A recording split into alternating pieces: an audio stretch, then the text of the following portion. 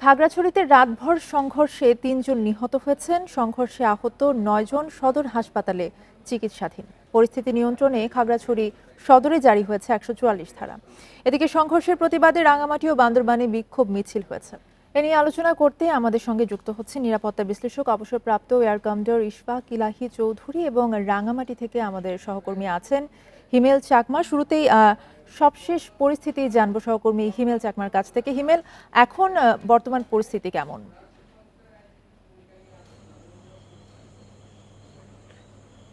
বর্তমান পরিস্থিতি হচ্ছে দুপুর 12টা নাগাদ যে 144 জারি করার পরে রাঙামাটির শহরের পরিস্থিতি স্বাভাবিক হতে শুরু করেছে।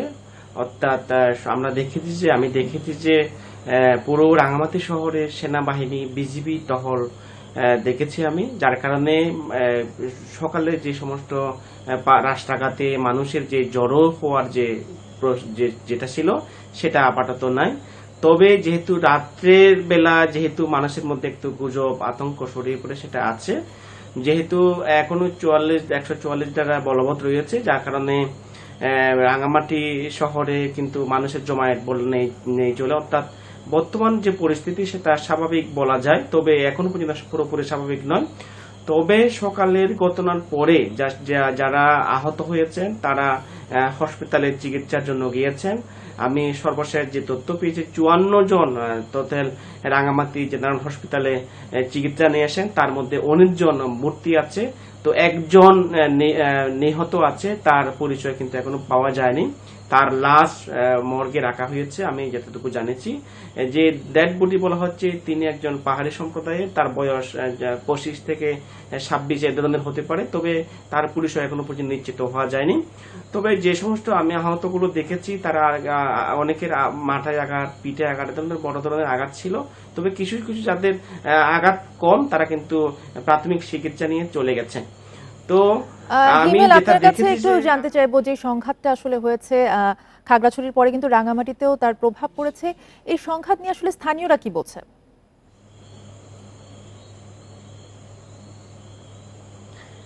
স্থানীয়রা যেটা বলছেন সেটা হচ্ছে মূলত যে গতকালকে যে খাগড়াছড়ির দিঘিনালায় যে অগ্নিসংযোগ ঘটনা ঘটেছিল তারই প্রতিক্রিয়ার জন্য তার প্রতিবাদ জানাতে মূলত আজকে যে সংঘাত ও বৈষম্য বিরোধী পাহাড়ি ছাত্র আন্দোলন নামে যে সম্প্রতি যে ছাত্রদের যে সংগঠন সেটা তারা বিক্ষোভ শুরু করেছিল, সেটাকে কেন্দ্র করে মূলত তাদের মিছিলটি যখন বনরূপায় যায় তখন দেখা যায় যে বাঙালিদের মধ্যে চলে উত্তেজনা দেখা দেয়, আতঙ্ক দেখা দেয়, গুজব ছড়িয়ে পড়ে।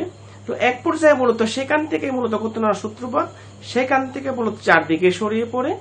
মূলত সেটা যে বলছে যে মানুষের যে মন্তব্য সেটা হচ্ছে যে প্রশাসন যদি শুরু থেকে যদি তৎপর থাকতো সেক্ষেত্রে হয়তো এই বড় ধরনের যে সংঘাত হয়েছে, প্রাণহানির যে ঘটনা ঘটেছে সেটা হয়তো নিরূপণ করা যেত। তবে আসার বিষয় হচ্ছে আগামীকালকে রাঙামাটির জেলা প্রশাসক আমাকে যেটা জানিয়েছেন যে আগামীকালকে সকাল 11:30 নাগাদ সরকারের উচ্চ পর্যায়ের একটি প্রতিনিধি দল রাঙামাটিতে আসবেন।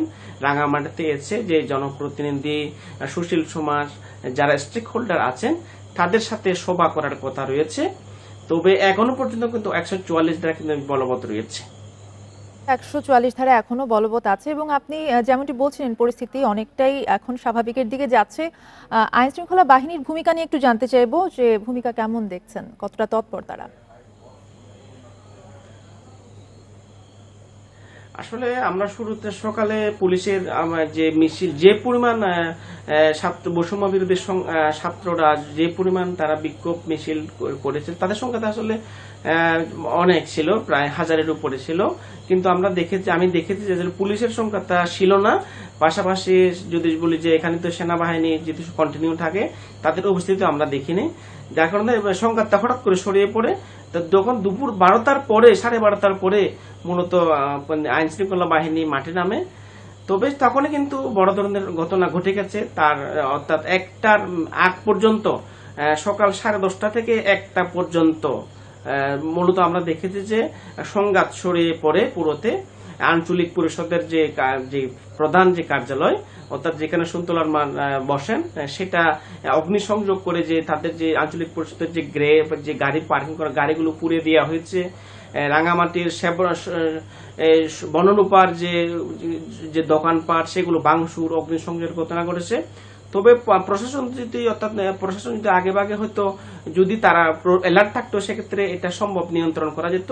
কিন্তু সবকিছু শেষ হওয়ার পরে যখন মানুষের মধ্যে যখন প্রাণহানিটা বাড়ছিল, সংঘাত তার ছড়িয়ে পড়ছিল চারদিকে, জি। ঠিক তখনই আমরা দেখেছি যে 12:30 নাগাদ 144 জারি করা হয়। জারি করার পরে যখন রাস্তাঘাটে পুলিশ, বিজিবি, সেনাবাহিনী যখন রাস্তায় নামে, তৎপর হয়ে তখন গেছে, মানুষ তারপর থেকে একটু আসলে সবকিছু অনেকটা স্বাভাবিক হতে শুরু করেছে। ধন্যবাদ আপনাকে। আমাদের সাথে আমাদের একজন গেস্ট আছেন, ইশফাক ইলাহি চৌধুরী, আমরা তার কাছে যেতে চাই।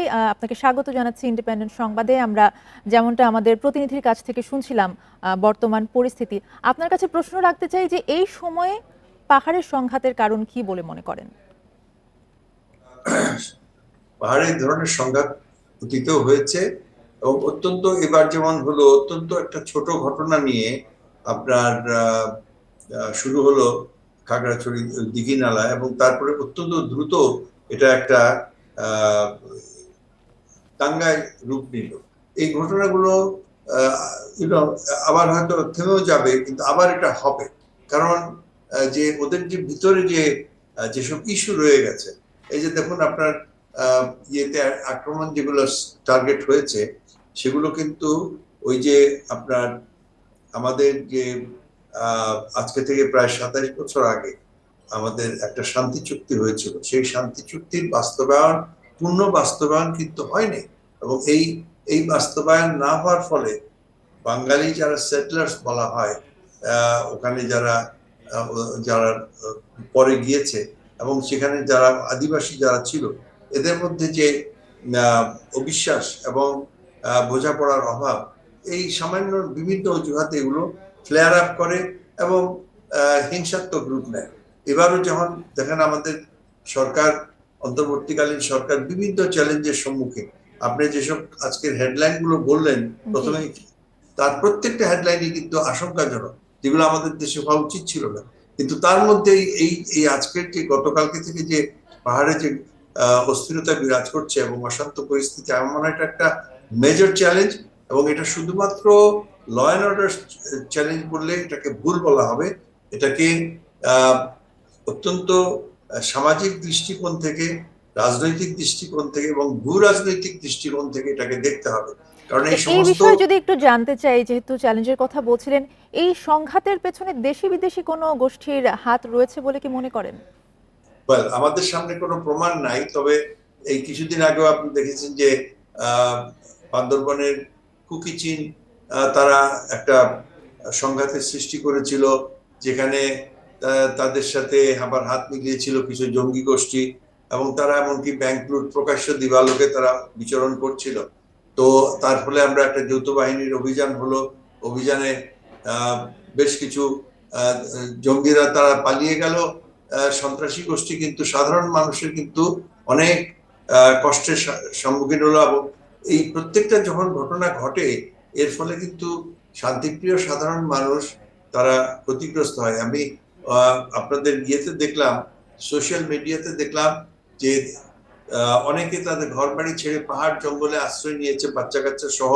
এগুলো তো কোনো একটা স্বাধীন দেশে এগুলো আশা করা যায় না। এবং আমার মনে হয় এই জনপ্রতিনিধি, সত্যিকার অর্থে যারা ওখানকার জনপ্রতিনিধি, তাদেরকে নিয়ে, আমাদের প্রশাসনকে নিয়ে, এবং যারা বাঙালি সেটেলার সেখানে আছে তাদের প্রতিনিধি নিয়ে একটা আলোচনার মাধ্যমে একটা দীর্ঘমেয়াদী এর যদি সমস্যার সমাধান না হয়, তাহলে বারবার এগুলো আমাদের ঘটতে থাকবে। এবং যারা বাংলাদেশের যারা আমাদের উন্নয়ন চায় না, যারা আমাদের এখানে শান্তি শৃঙ্খলা চায় না, তারা তো এই ধরনের ঘটনাকে ব্যবহার করবে।